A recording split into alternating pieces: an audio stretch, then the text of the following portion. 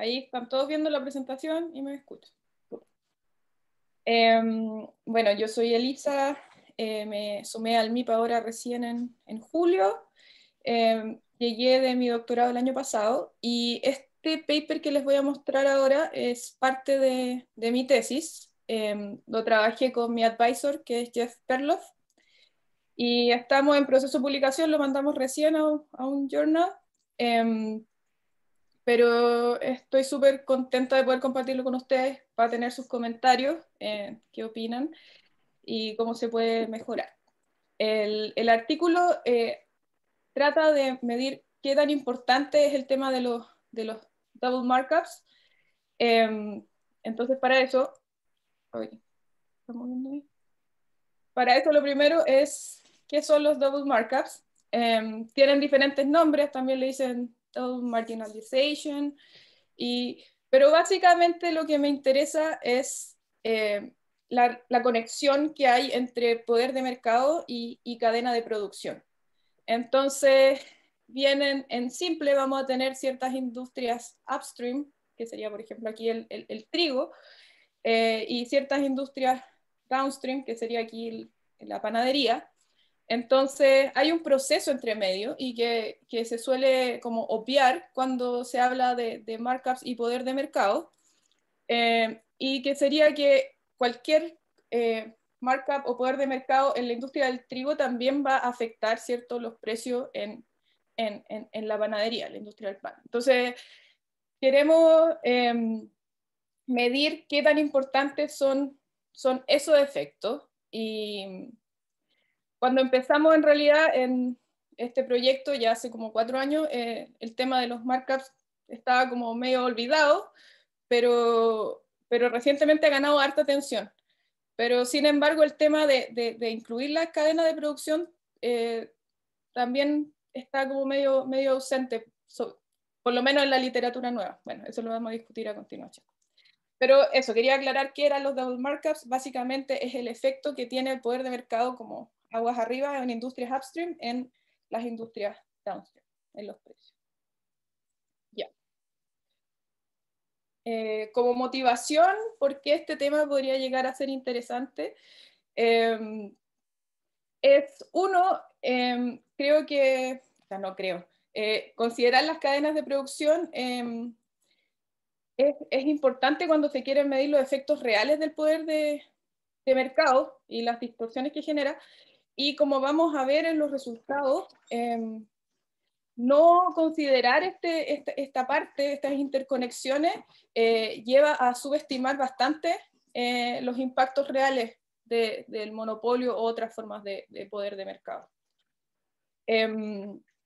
Como les decía, ha sido súper reciente, como los últimos 5 años, ha habido un boom grande en papers que estaban estimando markups, y tiene que ver mucho con la literatura de macroeconomía, que han tratado de explicar ciertos fenómenos de la economía de Estados Unidos, pero también de otras, como la caída del labor share, que no se pueden explicar con como los modelos tradicionales. Los han intentado explicar por una alza en los markups o en el poder de mercado en los últimos años. Entonces se ha puesto mucha atención últimamente a estimar los markups a través del tiempo y decir si han ido o no subiendo. En general, la evidencia, los últimos papers han dicho que ha ido subiendo en los últimos años. Esta literatura no considera en general las conexiones de las cadenas de producción, pero igual sigue siendo, o sea, está relacionado. Y vamos a discutir en las conclusiones un poco que podrían los resultados estar biased si es que no se consideran estas cadenas de producción. Y por último, la última motivación es el tema de la legislación, el Antitrust Law, tanto en Estados Unidos como en el resto del mundo. En Estados Unidos en particular, se deja que solamente los consumidores directos demanden cuando hay una violación a las normas de competencia. el Illinois Brick Rule es bien polémico igual, porque se dice, bueno, pero si esto tiene efecto en consumidores indirectos, ¿cómo no se les va a compensar? Y temas distributivos y también de eficiencia de qué es mejor. Y uno de los temas que se habla harto es que considerar estas interconexiones o estos efectos a través de la cadena de producción es demasiado complejo. Y ese argumento está como desde los años de finales de los 70, y si bien se ha avanzado, no se ha resuelto. Entonces creemos que este paper, y de hecho estamos trabajando en una extensión del paper, se podría aplicar un poco a esas temáticas y ayudar en ese debate. Elisa, ¿Sí? tengo una pregunta de clarificación. El problema del double markups está en la ineficiencia de mercado que podría estar produciendo, porque supongo que el mercado se encuentra en un equilibrio, vamos a estar bien, o es por que cuesta mucho modelarlos para poder poner buenas antitrust laws. O sea, es que estamos partiendo estás hablando del último punto de los antitrust. O sea, los dos quiero entender como motivación. O sea, yo puedo ver esta consideración es porque me está produciendo ineficiencia de mercado, porque puede ser que no me está produciendo, es por la ineficiencia de mercado que produce, o es porque cuando tratamos de modelarlo en lo teórico, al no considerarlo, se están produciendo leyes malas. Quiero entender un poco las consecuencias negativas al no considerarlo. Bueno, ya, voy a partir por el último caso. Cuando estamos hablando de la legislación para prevenir el poder de mercado o también para resolver, estamos en casos donde se comprueba que hay poder de mercado en alguna industria, entonces sí hay una distorsión, y esa distorsión tiene efectos negativos, ¿cierto? Las pérdidas de mercado que genera el poder de mercado. Entonces ahí entra la discusión de que se necesita medir estas pérdidas y estos efectos, y también entra en cómo compensas en el fondo a los afectados. ¿Les vaya a dar a todos su parte o no? Y ahí se complejiza el tema porque incluyendo más actores es como, ya, pero le pago, ¿qué le pago? El cambio en el excedente del consumidor, etc. Entonces, por un lado, o sea, creo que en el debate en el último es más lo que dices tú. O sea, existen pérdidas porque ya está comprobado este poder de mercado. ¿Cómo se mide? En el tema de teoría macroeconómica, cuando medís markups, y lo que estamos pensando es si estás midiendo markups y no estás considerando que, por ejemplo, que haya poder de mercado en industrias upstream tiene mucho más efecto en la economía en general. No es lo mismo que el poder de mercado haya estado subiendo a través del tiempo en las industrias upstream, las que abastecen de insumos, o que esté subiendo en las industrias downstream. Entonces, si estás interesado, porque en el debate macroeconómico se está utilizando el tema de aumenta el poder de mercado o no, para explicar otros factores. Entonces, el tema es los efectos del poder de mercado en la economía global. Entonces, ahí sería, creo, un poquitito más como el otro tema de modelar. Elisa, ¿Sí? tengo la siguiente pregunta. Cuando hay este tipo de doble marginalizaciones, normalmente esto es ineficiente para la sociedad completa, tanto para todas las partes, ¿no es cierto? Y uno tendería a observar tendencias a la integración vertical, porque tienen menos utilidades todos. Sí. Entonces, cuando esto no ocurre, tiene que ser porque el costo de integrarse verticalmente debe ser muy alto, o algo así, porque están todos perdiendo, digamos, están perdiendo los consumidores, están perdiendo las empresas que tienen menos utilidades de las que tendrían si se integraran. Entonces, ahí me parece que está faltando, bueno, tú estás haciendo una cosa empírica, pero está faltando algo en el análisis. El tema de la integración, sí. O sea, claro, este paper igual se relaciona con los temas de integración vertical. Ahora, claro, ¿por qué? Bueno, pueden haber hartos motivos de por qué no se integran verticalmente las empresas, y son cosas que no estamos viendo, como unos costos de transacción o de comunicación, en fin. Pero eso sería más eficiente, ¿no es cierto?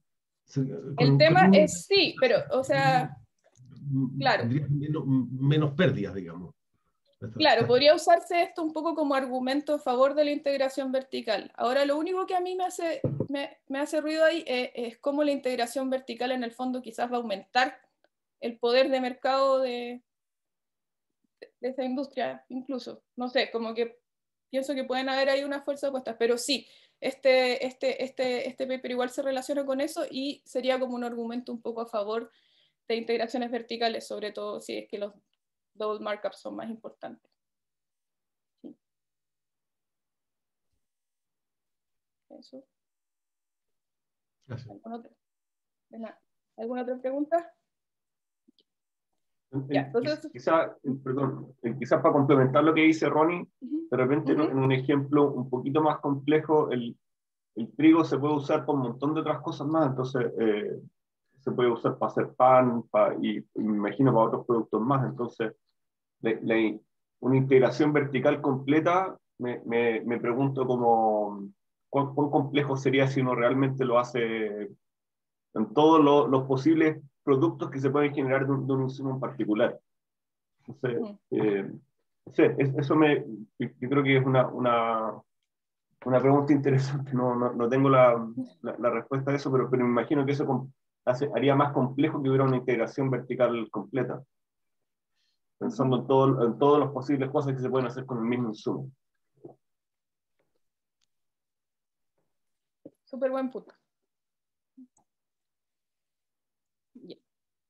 Ya, eso sería un poco la motivación entonces. Luego aquí reviso parte de la literatura relacionada. La verdad es que no encontré ningún paper que fuera así como muy parecido a lo que estábamos haciendo, pero sí hay claramente muchos elementos en común con Industrial Organization. Existen varios estudios empíricos. En general son considerando una sola industria y no se consideran muchos niveles. En general es como productor, retailer y consumidor final. Es como, pero lo hacen con mucho más detalle en Industrial Organization. Entonces aquí pongo algunas de las citas. Eso sería como una línea de literatura relacionada. Por el otro lado, hay modelos también de Industrial Organization que son más teóricos, y estos los encontré igual un poco pensando en el tema de la antitrust law, y ellos han modelado como en el fondo los mecanismos por los cuales el poder de mercado afecta a consumidores indirectos o a mercados relacionados indirectamente. Y lo han modelado matemáticamente con bastante detalle. De nuevo, la mayoría de estos papers, excepto el último, consideran como dos niveles de producción, upstream, downstream y consumidor final, que eso sería un poquitito una diferencia con nosotros, pero están claramente relacionados con el paper. Y lo último sería el tema de la literatura macroeconómica, que ha habido un boom, este boom que les comentaba, que igual lo vamos a discutir más adelante, de cómo estimar markups, y ya se ha centrado últimamente en la evolución de los markups a través del tiempo, pero está este paper de Bakay y Fari del 2020, que ellos sí se concentran en los impactos de considerar la cadena de producción en el impacto global en la economía. Igual ellos hacen un ejercicio empírico que calcula los efectos para Estados Unidos, pero no se meten en los cambios de precio en cada nivel, y también quizás la diferencia más importante es que ellos asumen retorno a escala que no son crecientes, y nosotros permitimos para que sean retorno a escala creciente. Eso, y la motivación que tienen, igual es bien diferente el paper. Esta es como la literatura que yo consideré que era la más cercana, pero como les decía, de hecho no hemos sabido muy bien dónde poner este paper. Hemos intentado con journals generales hasta ahora, pero si se les ocurre otra literatura como más cercana, estaría bien. Eso. Ya, eso en cuanto a la literatura relacionada. Ya, y aquí voy a empezar un poquitito ya en... Esto es como entre parte de ya del ejercicio y también de la motivación, porque quiero mostrarles en el fondo las cadenas de producción. Esto es para la industria manufacturera de Estados Unidos. Sí, considerando como las conexiones de input-output y considerando aquí solamente flujos de inputs que son más grandes. Esto está en porcentaje. Entonces, por ejemplo, calculo tengo los valores del total de inputs que se transfiere y un valor del costo total por industria. Entonces calculo el input share entre industrias. Consideramos, estos son datos para el año 2000 que vienen todos de la BLS y de la BEA, son información pública, digamos, input, output tables y costos totales. Y calculamos estos input shares. Y aquí muestro solamente input shares más grandes que el 6%. El tema con considerar flujos menores es que esto se convierte como en un embrollo gigante y hay muchas interconexiones, están todos cruzados, porque igual estamos hablando a nivel de industria, entonces igual es bastante general todavía. Pero lo interesante aquí es que hay flujos importantes, más grandes que el 20% en algunos casos, y ya, hay movimiento importante, y tenemos estos flujos de insumos que, si bien son complejos, tampoco son imposibles. Y facilita mucho el análisis el hecho de que vayan en solamente una dirección. Entonces, considerando flujos de insumos mayores al 6%, podemos ordenar las industrias manufactureras en Estados Unidos, más minería y utilities, en dos grupos: uno que tienen su base en minería y otro que tiene su base en la industria química. Entonces quedaron estas dos como arbolitos de cadena de producción basado en datos empíricos, y estos son los flujos en los que estamos interesados y en las interconexiones que vamos a estar interesados. Eso. No te escucho. Sí, Elisa, relacionando un poco la pregunta de Andrés, que claro, entiendo esto está a nivel de industria, entonces de cierta forma ahí te haces cargo de lo que decía Andrés del tema multiproducto, ¿sí? Pero de todas maneras, sí se te pueden armar loops, o sea, por ejemplo, en el caso anterior, si la industria minera ocupa computadores, deberíamos tener una flechita de computadores hacia arriba. Entonces, no sé cómo, si eso tú lo cortas de alguna manera o no se dan los datos o cómo lo hacen. O sea, lo corté de una manera bastante conveniente, que fue considerar flujos de insumos mayores al 6%, que fue una forma de simplificar el análisis, porque si consideras todos los flujos, todo está conectado con todo. Y hay flujos de insumos que son muy pequeños. Entonces, en el fondo vamos a considerar flujos de insumos que sean relativamente importantes. Eso se tradujo en que sean más que el 6% de los costos totales. Sí, pues, estamos trabajando a nivel de industria. Una forma de pensarlo, bueno, una razón original es porque si no se vuelve muy complejo, pero pensar también que esto va a subestimar los efectos, porque en el fondo, si tienes muchas más interconexiones entre medio, esto como que solamente crecen la extensión de la transmisión de precios y los efectos que hay entre medio. Eso, pero esa es la respuesta. Consideramos flujos mayores al 6% y obtuvimos como unas cadenas de producción manejables. Sí.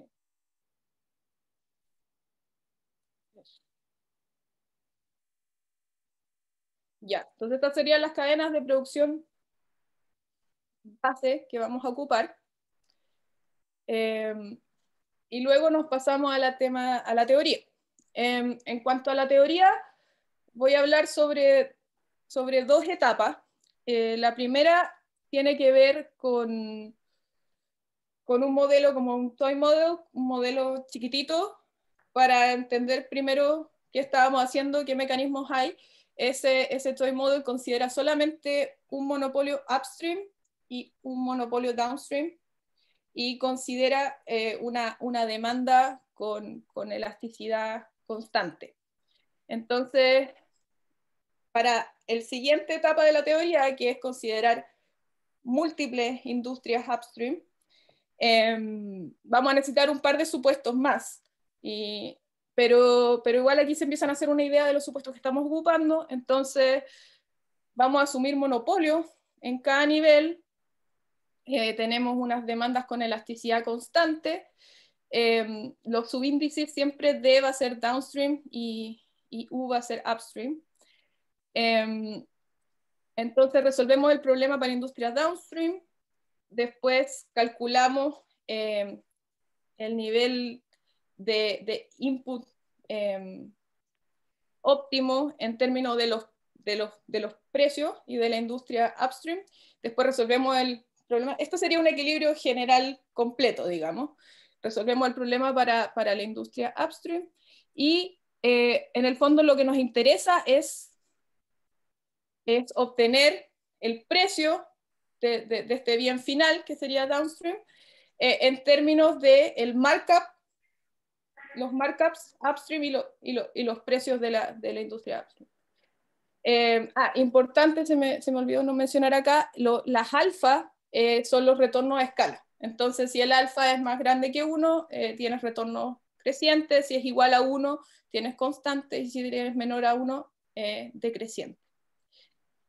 Con este pequeño modelo, pero permitiendo, que sería lo un poco diferente a paper anteriores, permitiendo que los retornos a escala no sean constantes, llegamos a este resultado de aquí, que sería que el precio downstream está explicado por el markup, el costo marginal que enfrenta la primera firma, el monopolio upstream, y también los retornos a escala. Entonces aquí ya empezamos a ver que los retornos a escala, que son estos alfa D y alfa U, empiezan a aparecer por todos lados y que van a incidir mucho en el nivel de los efectos. Sí. Y cuando uno vuelve al supuesto típico de retorno a escala constante, te encuentras con esta formulita que es mucho más simple y que le da el nombre también a los double markups, porque tienes el markup solamente elevado a 2. El markup, la definición es precio sobre costo marginal, y en el caso de monopolio es esta fórmula que depende solo de la elasticidad. Elisa, debería haber una relación entre o sea, no estoy pensando, pero hay dos cosas que creo que... Una es que la economía de escala deberían estar relacionadas con la concentración de mercado, ¿no es cierto? Deberían haber una relación entre ellas. Y no sé si existe en tu modelación. O tal vez están mirando un momento en el tiempo, digamos, pero es que entonces ya no hay mucha economía de escala, salvo porque están dadas por las plantas que están puestas nomás. Oh, claro, estamos hablando en un momento del tiempo. En un momento del tiempo, es como una foto de un momento. Sí. Claro, porque la otra cosa que me tenía preocupado es que, de alguna forma, en muchas de esta concentración de industria se debe a que a las firmas le requieren más capital. Por ejemplo, en minería, las leyes han bajado, las mineras tienen que ser más grandes, por lo tanto, cada vez menos como en la industria. Entonces, tú tienes que pagarle, la concentración en parte está pagando esta mayor inversión en capital. Y por lo tanto no es necesariamente una renta pura, sino una renta más bien que en gran medida está pagando por estos mayores requisitos de capital. Entonces, eso también hay que pensar, hay que mirarlo, creo. El tema un poco como de los monopolios naturales, como que... Esa es la parte de economía de escala, supongo, pero la parte también de que incluso simplemente porque, por ejemplo, la minería necesitas leyes más altas, para un ejemplo, tiene medias más bajas, digamos, entonces necesita más equipamiento, más capital para producir lo mismo. Eso va a hacer que la concentración normalmente aumente. Nada más que por eso, digamos, y eso debería hacer que aumenten los precios y haya menos competencia, simplemente, o sea, menos participantes. Claro, estás como pensando en las razones que explican la concentración en una industria. Claro, o sea, en parte puede ser eso. Entonces, está pagando ese capital, una parte de estas mayores rentas están pagando ese capital y no son rentas como de una manera gratuita, de nada más que de imperfección de mercado. Ah, claro, o sea, como que sería erróneo decir que es solamente poder de mercado, porque igual la definición de markup sería la misma, pero claro, es La en cuanto interpretación es como distinta. al costo marginal, claro, pero eso se puede agregar como a la discusión. Sí, Sí, sí, es una más que para. súper. Perfecto. Ya. Entonces, esto, o sea, resumí mucho, pero básicamente hay solo álgebra detrás. Eso es como el modelo chiquitito que armamos para entender un poco qué está pasando.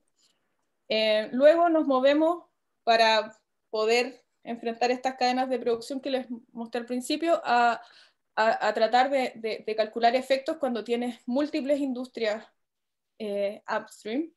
Y aquí tenemos que irnos a supuestos un poco más heroicos, entonces vamos a tener que movernos a equilibrio general incompleto. Entonces vamos a estar calculando los efectos, digamos, en una ola. Cambia un precio upstream y qué pasa para abajo, pero no se están devolviendo, no estamos calculando el equilibrio general. Enfatizar que permitimos, con esto que ganamos, permitir los retornos a escala también, poder ver qué pasa con eso. Y vamos a asumir que las industrias son monopolios. Esto es un supuesto que me gustaría relajar, pero eso da para otro estudio. Y también asumimos que las industrias son monopolio por cómo vamos a calcular los markups, que es una discusión que va a viene después. Asumimos elasticidad de demanda constante y funciones de producción Cobb-Douglas. Estos son como los grandes supuestos. Ya sé que son grandes, entonces, pero es tratando de decir algo sobre qué tan importantes son estos efectos. Aquí este es como un pedacito de una de las cadenas de producción, parte de la cadena que parte con minería que les mostré.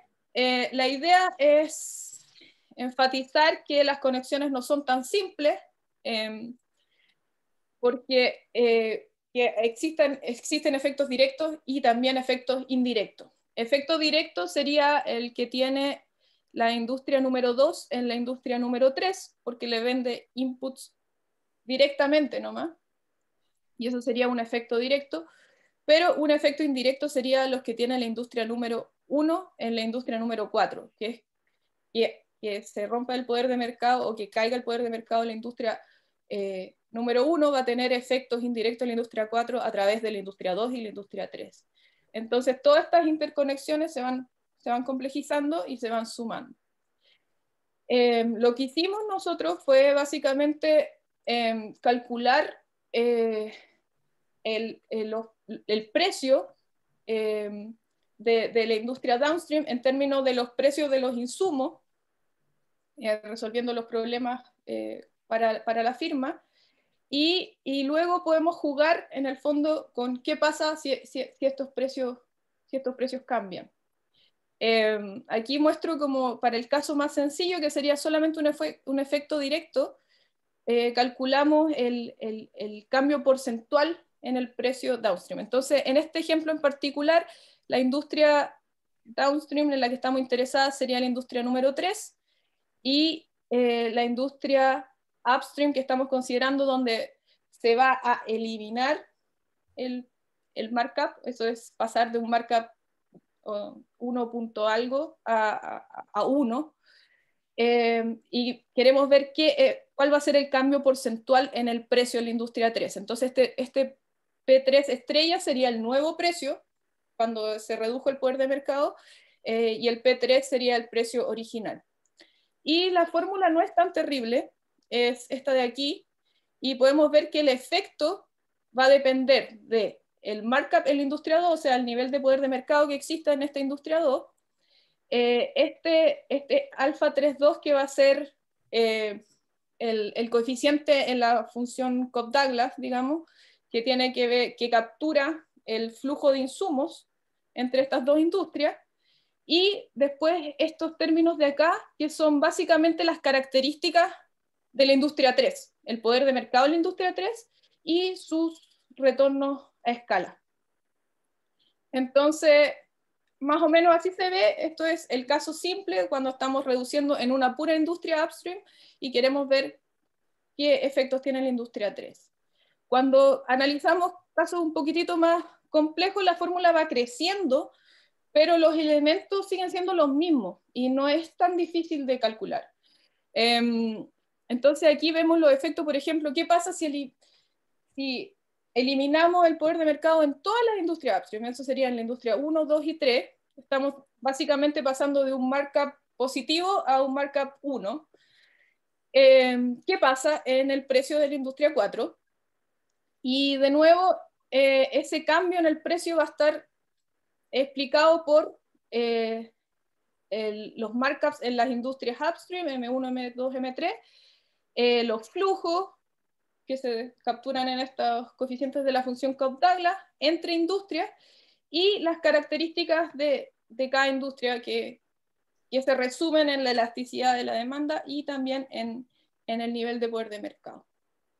Entonces, claro, esto es como, hay matemática atrás, pero básicamente pura álgebra, y es como calculamos estos efectos en las otras industrias.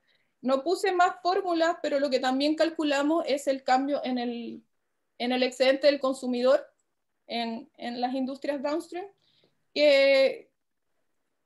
pero lo que se puede construir básicamente utilizando este cambio en los precios. Eso sería la parte teórica.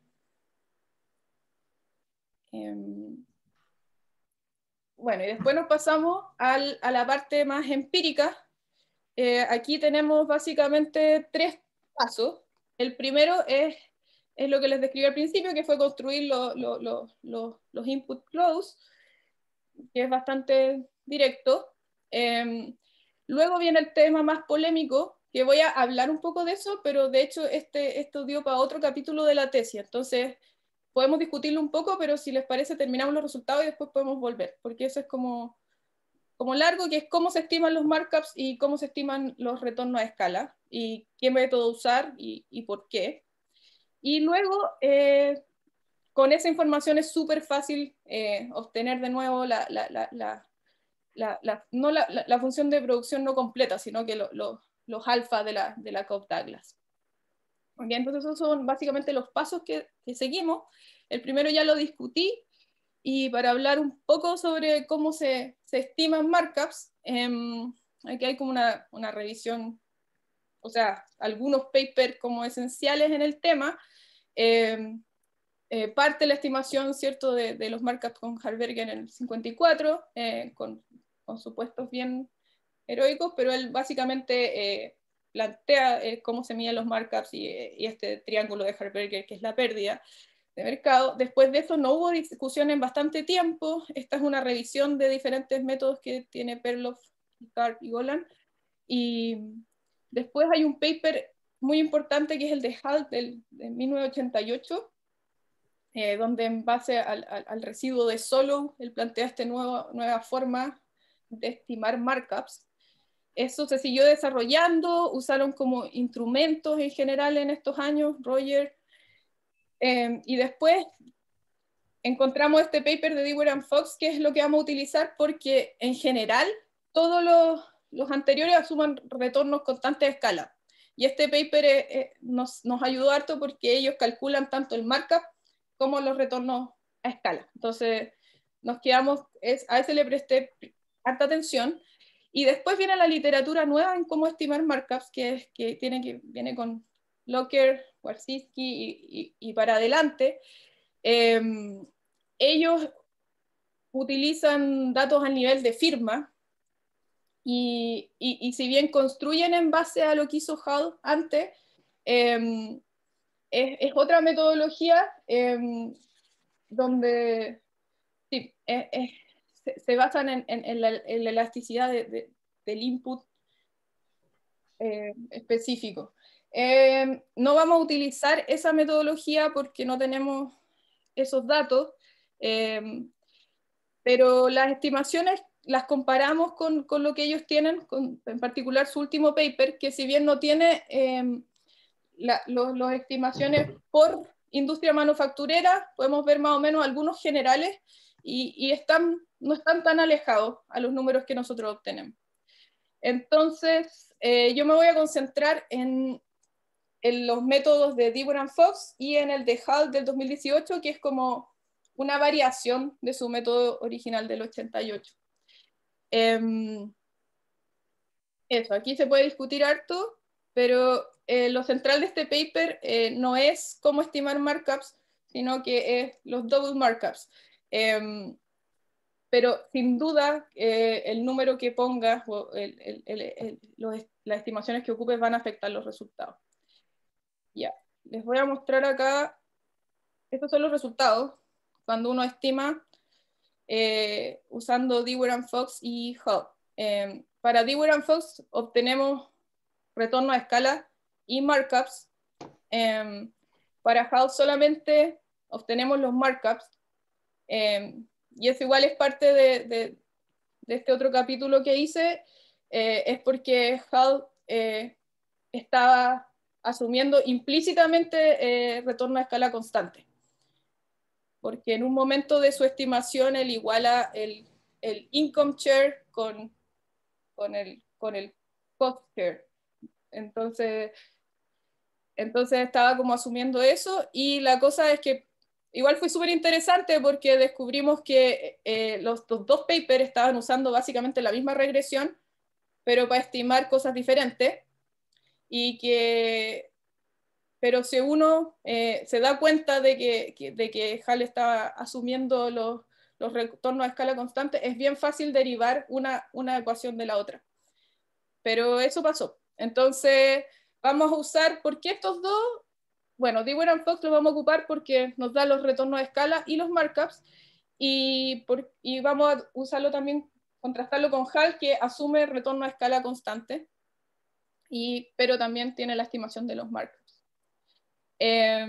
Como ven, los números igual son grandes, igual, como les digo, comparado con los nuevos papers que estiman markup, no están tan alejados de lo que ellos dicen, no hay ningún número que se vuelva loco, digamos. Y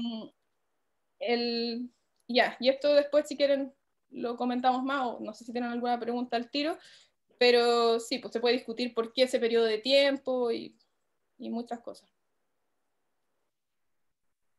¿Ok? Ya, entonces esta es la información que vamos a usar cuando estamos hablando de cuáles son los markups por industria y cuáles son los retornos a escala también por industria. Y ahora me voy a ir a los resultados. Hicimos una serie de ejercicios.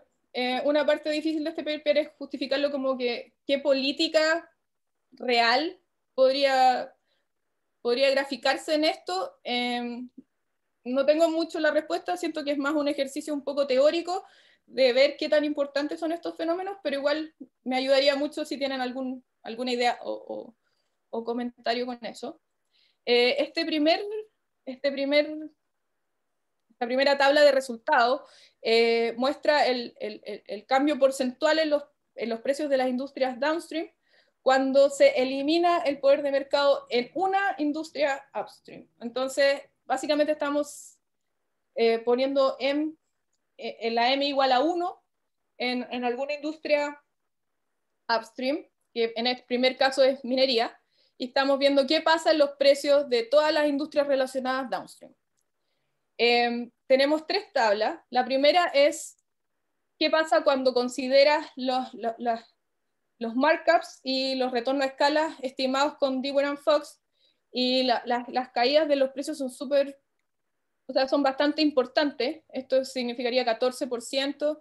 Este es como gigante, y es porque el input flow entre minería y petróleo es gigante. Pero son particularmente altas. Y aquí la característica principal, estamos considerando los retornos a escala creciente. Cuando hacemos lo mismo, pero utilizamos el markup de Deaver & Fox, pero dejamos los retornos a escala constantes, caen harto los efectos.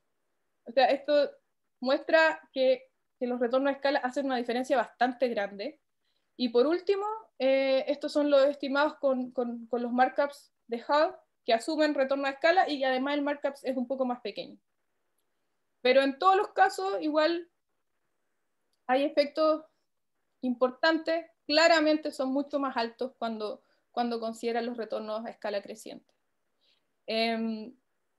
Aquí vemos, claro, esto muestra para diferentes industrias y hay algunos casos como emblemáticos que en general se explican o porque los input flows son muy grandes o porque los markups y los retornos a escala son muy altos. Ese sería el primer resultado. Elisa, ¿Sí? hay algo que no entiendo el ejercicio, quizá no entendí bien el modelo, pero Ya. aquí cuando se elimina el markup, o sea, en el límite, digamos, cuando es costo fijo, se elimina la industria, digamos. ¿Cómo debiese pensar yo eso? ¿Me explico, Claro. no? O sea, sí, está O sea, relacionado con la pregunta anterior. un poco la pregunta del Ronnie, que creo que. Sí, ¿Cómo debiésemos sí. pensar esto?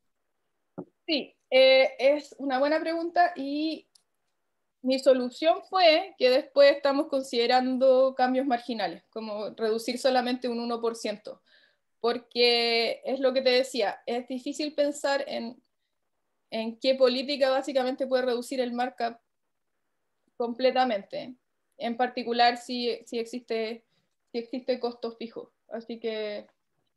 O este más bien es un ejercicio de accounting, más que de política, ¿no? ¿O no? Claro, es de accounting, pero la idea es buscarle aplicaciones de política igual. O sea, el ejercicio era, la pregunta original es el título, era ¿son importantes o no son importantes? Porque pensamos que quizás, como en la línea de los papers originales de Harberger, íbamos a encontrar que en realidad era a problemarse mucho por algo que realmente no tenía grandes efectos. Creo que el resultado principal del paper es los efectos pueden ser súper importantes. Ahora, nos han comentado eso y lo hemos ido trabajando y esto cómo se relaciona a una política real. Y yo creo que va un poco por la metodología se puede adaptar y de hecho lo hago al final a un cambio marginal. ¿Qué pasa si reducimos solamente un 1% del poder de mercado upstream? Y también en aplicaciones más concretas, que es lo que también pretendo hacer un poco con el tema del antitrust law. Pero sí, creo que te encuentro razón en la crítica y no sé si tienes No, era más alguna bien sugerencia, pregunta. pero sí, sí. Es un ejercicio, sí. Eso. Elisa, Uh-huh. En general son más o menos monotónicos, ¿cierto? Pero tendría que ser así, pero hay algunos contraejemplos, porque a veces pueden ocurrir. Probablemente te estoy preguntando, ¿el grado de heterogeneidad aquí está dado solo por distintos retornos a escala? ¿O hay algo más que cambia entre industria que a veces hace esto monotónico y a veces no? Yo en algunos casos particulares, por ejemplo, me di cuenta de que, por ejemplo, en el caso del petróleo y coal, o sea, si bien baja, pasando de retornos crecientes, baja harto a constante, hay en otros casos donde baja mucho más, y me di cuenta de donde los cambios son más drásticos, cuando uno pasa de permitir retornos crecientes o no, tiene más que ver con esas estimaciones y en otros casos tiene más que ver con el tamaño del flujo de inputs. Esas son las partes de la fórmula también. Pero en algunos casos tiene que ver con el flujo de inputs, en otros casos tiene que ver con el nivel del markup y los retornos a escala, y en otros casos, pero igual me di cuenta que cuando se combinan los dos, se multiplica el efecto. Hay como una sinergia en cuanto al efecto. Eso, sí. Ronnie, estás mudo. me parece súper interesante lo que estabas diciendo sobre la economía de escala, porque el efecto se amplifica, es interesante eso. Pero el problema que veo es que creo que, no sé cómo podrías tomarlo, pero es lo que va a producir, es que como también hay economías de escala upstream, ¿no es cierto? Entonces eso va a producir mayor concentración upstream, lo cual debería aumentar los márgenes upstream.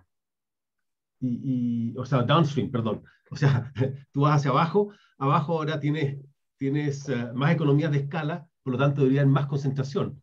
Entonces eso debería aumentar los márgenes en esa parte.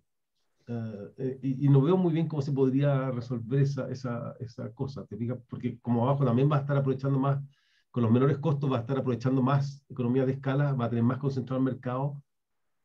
Como que se genera un círculo vicioso, o sea un círculo. Sí, sí, sí. O sea, yo entiendo que es difícil, pero hay que por lo menos piensen, tal vez como sugerencia, tal vez pensarlo o comentarlo. Y este sería como el primer paso de una cuestión como no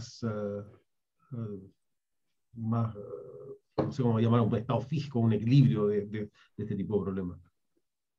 Claro, porque en el fondo, como bueno, lo que como comentaba anteriormente, estoy tomando como que sacar una foto, o sea, tenemos estos retornos a escala en este momento y este markup en este momento. Entonces, claro, es un equilibrio La general primera incompleto. Es una pasada nomás, claro. Sí. Porque después cuando vuelve, claro, se podrían generar esos loops. Sí, de nuevo creo que mi forma de solucionarlo fue probablemente considerar eliminar el poder de mercado mucho. Vámonos a ejemplos más pequeños. Pero bueno, la primera pasada les voy a mostrar rápidamente porque después son más exagerados. Después eliminamos aquí todos los upstream markups y claro, los efectos se van poniendo cada vez, por supuesto, más grandes. Pero la idea de esto fue un poco comparar, ok, ya, vamos a ver, primero, eliminemos todos los markups upstream, después eliminemos, y de nuevo, ya alejándose de política, esto es como, pero solamente va a tener una referencia del porcentaje que podría llegar a ser. Eliminemos los markups tanto upstream como en la misma industria, y después un poco calculemos la relación entre ellos, qué tan importantes son los markup upstream y qué tan importante es el poder de mercado en la misma industria. Y llegamos a que esto es como el porcentaje que se explica por los upstream markups del cambio total en el precio, y son súper altos, y son sobre todo altos cuando consideras los retornos a escala, que pueden ser crecientes. Entonces, claro, los números son un poco demasiado gigantes, y eso como que obviamente también genera dudas, pero como les digo, la idea inicial estábamos pensando que quizá no vamos a encontrar con que el efecto era obviable, que es como es el camino que se toma en general. Entonces, como que es un primer paso, yo creo, esa es como la idea, de decir, este tema puede ser relevante y puede ser bastante relevante. Aquí algunos números con HAL que son altos es porque básicamente la industria downstream no había poder de mercado, entonces estáis comparando un cambio grande con un cambio chiquitito, pero tiene que ver también con los niveles de poder de mercado que hayan en la cadena de producción, tanto upstream como downstream. Entonces, en estos primeros ejercicios, la idea era decir, el efecto es importante y los retornos a escala pueden tener un rol muy importante en el efecto total. Después, un poco en respuesta a que algunos de nuestros supuestos y también el ejercicio o el analizar, eliminar el markups, es difícil pensarlo como una situación posible. Calculamos también qué pasa cuando uno reduce un 1% nomás el poder de mercado. Y en términos de cuán importante es relativamente, los resultados no cambian tanto. Esto, reducir un 1% además se puede entender un poquitito como una elasticidad. Reducimos el poder de mercado upstream un 1%, ¿qué pasa en el precio downstream? Y igual nos encontramos con porcentajes que no son para nada despreciable, y en los casos en donde era alto sigue siendo alto. Aquí, por ejemplo, en petróleo es cercano a 1 y en plástico a 8. Aquí se ve también, bueno, de nuevo, básicamente se ven los mismos fenómenos. Va a depender de si considera los retornos a escala creciente, el nivel de poder de mercado y los retornos a escala en cada industria, y la interconexión entre estos dos factores. Eso es con un 1%, y también calculamos el cambio en el consumer surplus en millones de dólares, valores del año 2000, que no sé, los puse en millones porque en el fondo si los pones como porcentaje del costo total por industria, llegas a valores básicamente muy similares a lo que les mostré del cambio de precio, pero en el fondo es para decir también se puede calcular un monto en dólares, digamos, de cuáles serían estos efectos en términos del excedente del consumidor. Y ya estamos casi, así que las conclusiones son que los efectos de doble mercado son grandes, que se exageran enormemente cuando consideramos retorno a escala creciente. Aquí hay un pequeño resumen de los resultados. Y las conclusiones en cuanto un poquitito a las motivaciones que les presenté al principio serían que si no medimos, si no consideramos la cadena de producción, podemos estar subestimando los impactos del poder de mercado, que sería importante incluir el tema de la cadena de producción en el debate actual de si el poder de mercado ha ido aumentando o no. No tanto el poder de mercado, sino que sus efectos en la economía han ido aumentando o no a través del tiempo. Y que sí, y que para el debate de la antitrust esperamos también poder hacer un aporte en cómo se puede realmente medir estos efectos indirectos del poder de mercado y quizás con eso ayudar a la construcción de mejores políticas públicas. Estas serían las conclusiones. Lisa, me quiere de nuevo, volviendo de nuevo al mismo punto que hizo Ronnie al principio, me quedé pensando en un tema más, que quizás otro motivo por el cual a veces quizás no ocurre la integración, podría ser porque hay otros mecanismos alternativos de precios no lineales, que a uno le permiten reducir algunas de las ineficiencias de la doble marginalización, sin tener que estar integrado. Entonces, quizá si uno asume que todo es simplemente un solo precio, digamos, pero de repente si uno lo flexibiliza, según recuerdo, porque esta literatura hace mucho tiempo que la leí, hay formas de corregir los problemas de doble marginalización con otros contratos de precios, en el fondo. Entonces, quizás no es necesario integrarse para poder remover las distorsiones que genera la doble marginalización. Ahora, esos contratos, según yo recuerdo van a beneficiar a las empresas, pero no al consumidor.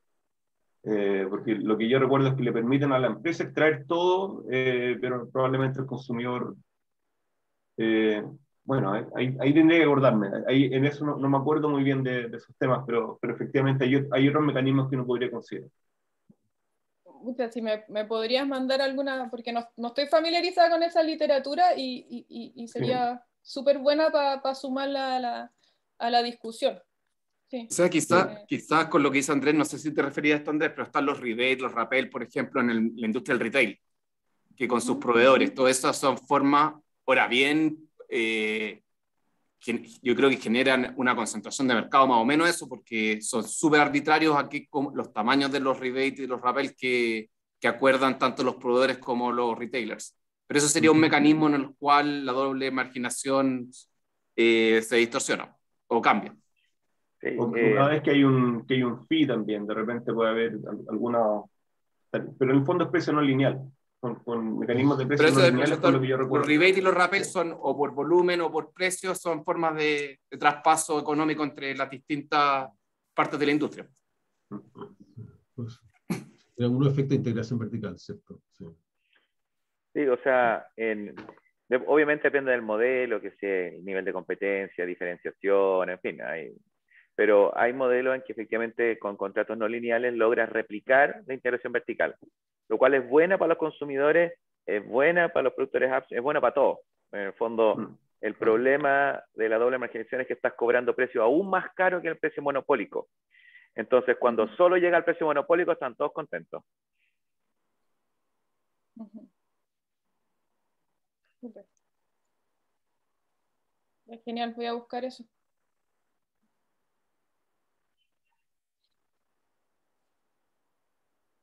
Ya, no sé si tienen alguna otra consulta, pero estamos a las 1.